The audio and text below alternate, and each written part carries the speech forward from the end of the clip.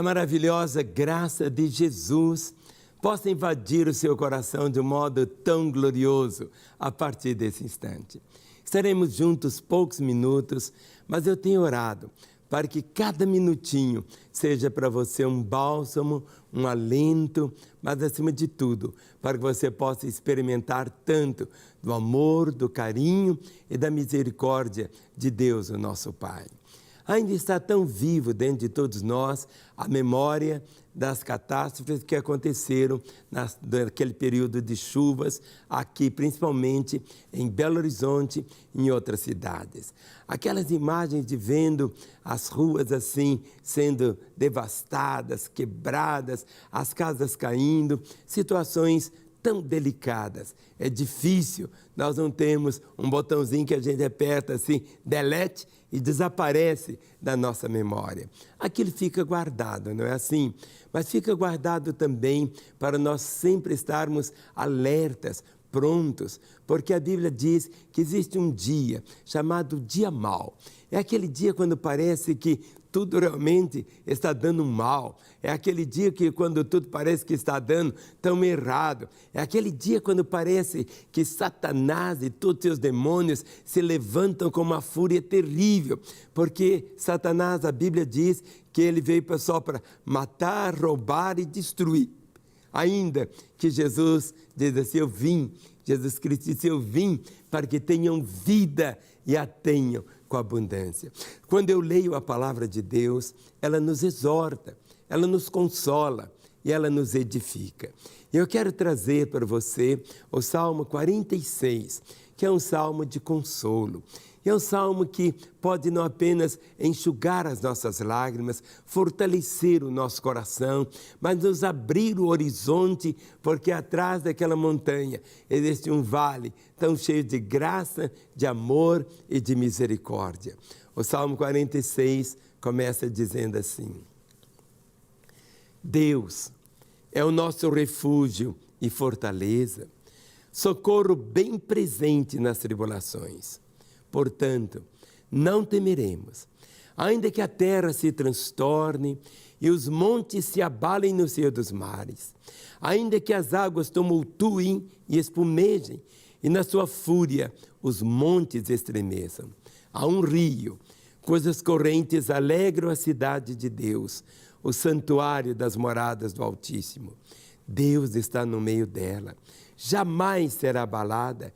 Deus ajudará desde amanhã. Bramam nações, reinos se abalam. Ele faz ouvir a sua voz e a terra se dissolve. O Senhor dos exércitos está conosco. O Deus de Jacó é o nosso refúgio. Vinde, contemplai as obras do Senhor, que assolações efetuou na terra. Ele põe termo à guerra até os confins do mundo.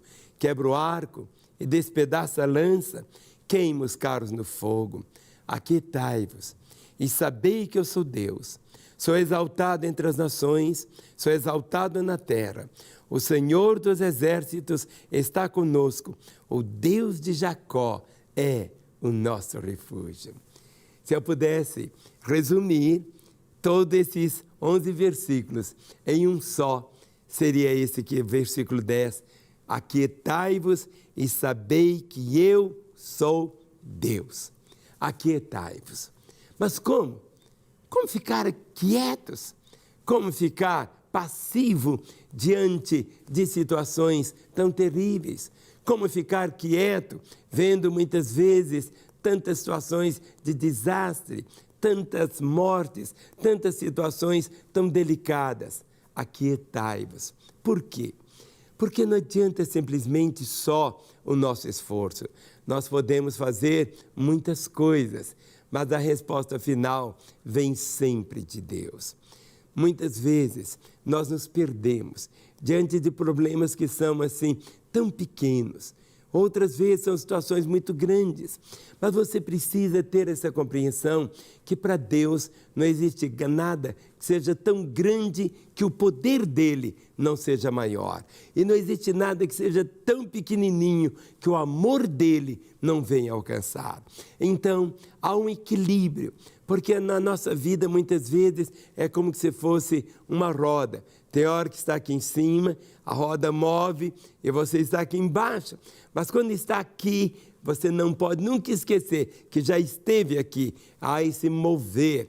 Mas algo que é tão lindo é quando você começa a extrair da palavra de Deus todas essas ilustrações, todos estes ensinos que trazem uma paz tão doce ao coração, traz alento, traz misericórdia, enxuga as nossas lágrimas, fortalece o nosso coração para podermos realmente vivenciar esta paz que só Deus é que pode trazer. Por isso que, a despeito de toda segurança, a despeito de qualquer situação que você possa dizer assim, eu estou tão seguro, eu estou tão saudável, quantas coisas podem acontecer. Por isso que a Bíblia tem uma advertência que vem do próprio coração de Deus, que diz assim: prepara-te, homem, para te encontrares com o Senhor teu Deus. Ainda que a coisa mais certa da vida é a morte, mas o mais incerto é o dia dela. Nós não temos assim na agenda programada o dia da morte, mas esse dia vai chegar. Parece que esse dia pode ser o amanhã, pode ser essa semana, não sabemos. Mas por isso que quando você se volta para o Senhor, você precisa ter essa compreensão. Deus é o nosso refúgio e fortaleza, socorro bem presente no meio da angústia. No meio da angústia. Quantos que hoje estão sofrendo consequências das inundações aqui de Belo Horizonte e de tantos outros lugares. Tudo isso provocou o quê? Não apenas perdas materiais, perdas de vida, mas perdas também de algo que muitas pessoas ficaram assim questionando. Onde que Deus estava? Por que Deus não houve uma intervenção de Deus? Sabe, Deus é Deus. Os caminhos dele são maiores do que os nossos. Os pensamentos dele são mais elevados que os nossos. Tudo que nós precisamos ter não é sempre uma pergunta assim, por quê? Por quê? Mas quando ao invés de você fazer essa pergunta, por quê? Se você fizer a pergunta, para quê? Você começa a obter algumas respostas. Para quê? Quais as lições que você guardou no seu coração dos últimos dias? O que você mudou na sua história? Muitas vezes você não precisa passar por situações terríveis de quebrantamentos, de dores, de situações que machucam tanto para tomar uma decisão. Você não precisa experimentar para depois clamar. É melhor evitar do que depois o quê? Remediar. Então, no dia de hoje, quando você começa a viver isso, que cada dia é uma expressão da bondade do Pai, cada dia você pode fazer dele um festival de amor, de misericórdia, de compaixão. Não é para você guardar tanto lixo dentro de você, tanta mágoa, tanto rancor, pessoas que te machucaram, te traíram, e você se sente assim, aquela pessoa tão azeda, parece que o mundo em sua volta é tão escuro, tão nublado. É diferente. No momento quando você passa a conhecer Jesus, a conhecer não a história dele, mas você vai ouvi-lo sempre dizendo assim: vinde a mim, todos vós que estáis cansados, sobrecarregados, e eu vos aliviarei. Muitas pessoas estão vindo para as igrejas, estão vindo para religiões, estão vindo para doutrinas, estão vindo para homens, mas é preciso que você venha para Jesus. E esse encontro que você tem com Jesus, isto marca a sua vida. No dia 16 de maio de 1966, faz bastante tempo, eu tive esse encontro com Ele. Quando eu disse: Jesus, entra na minha vida. Ele entrou, nunca mais saiu. Não pense você que eu prego o Evangelho porque eu sou pastor, que eu prego porque eu aprendi a pregar. Não é isto. Eu prego para você aquilo que Ele fez na minha vida, aquilo que Ele tem feito na minha vida. na minha família. Deus não tem filhos prediletos. Deus não me ama mais do que ama você. Agora, o importante é você responder ao amor dele. Responder ao amor dele. E quando você responde ao amor dele, tudo, mas tudo mesmo, é tão diferente. Só ele, mas somente ele é que pode fazer isso. Quando você vai lendo a Bíblia, você passa a conhecer, não sobre Deus, você passa a conhecê-lo. E conhecer Jesus é conhecer Deus. Por isso que Jesus Cristo disse, quem vê a mim, vê o Pai. E à medida que você vai conhecendo Jesus, você vai conhecendo quem? Conhecendo Deus. Mas eu posso conhecer Deus? Pode. Aqui está a palavra dele. Tudo que ele tem para a sua vida está aqui. Toda resposta que você precisa está aqui. Toda orientação que você precisa está aqui. Tudo que você precisa, como ser marido, como ser esposa, como ser pai, como ser filho, como ser gente, está aqui.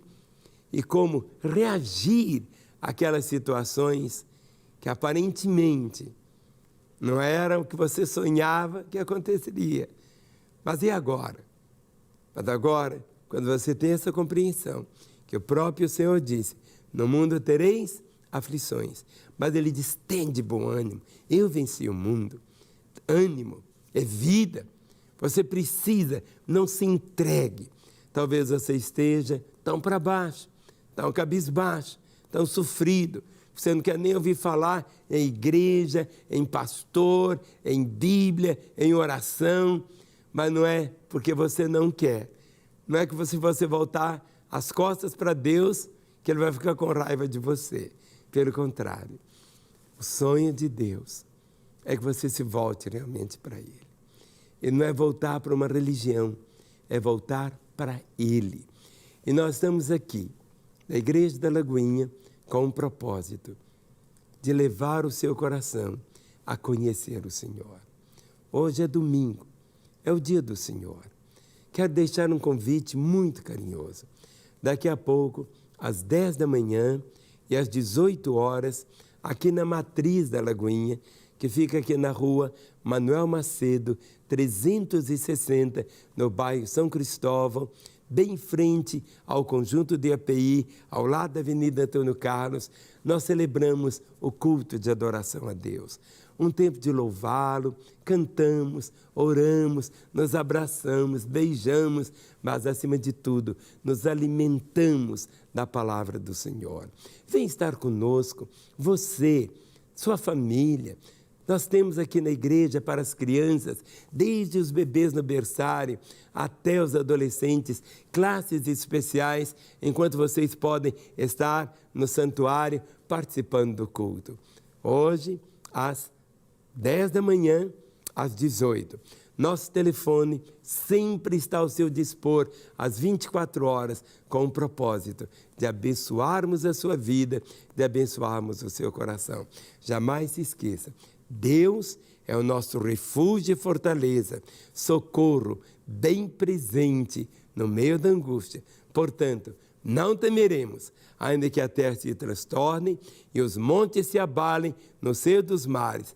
Se tudo isso tiver acontecido no seu passado, ou poderá vir a acontecer na sua história, que você possa lembrar desse dia que você ouviu de uma forma tão clara que Deus é o nosso refúgio e a nossa fortaleza.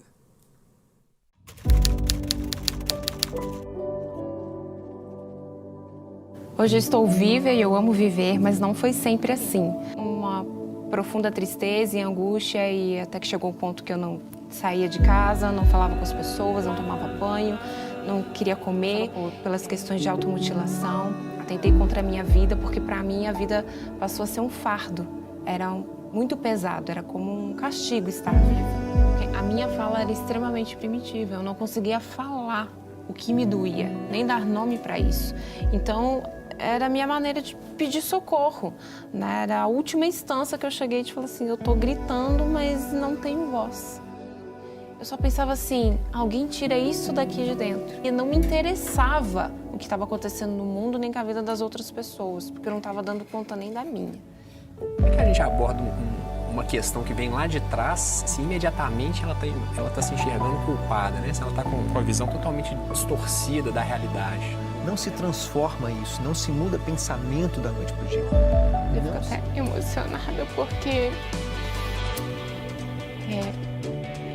ela era uma pessoa que eu odiei, mas foi ela que me permitiu chegar até aqui. Porque você é um bom motivo para poder viver.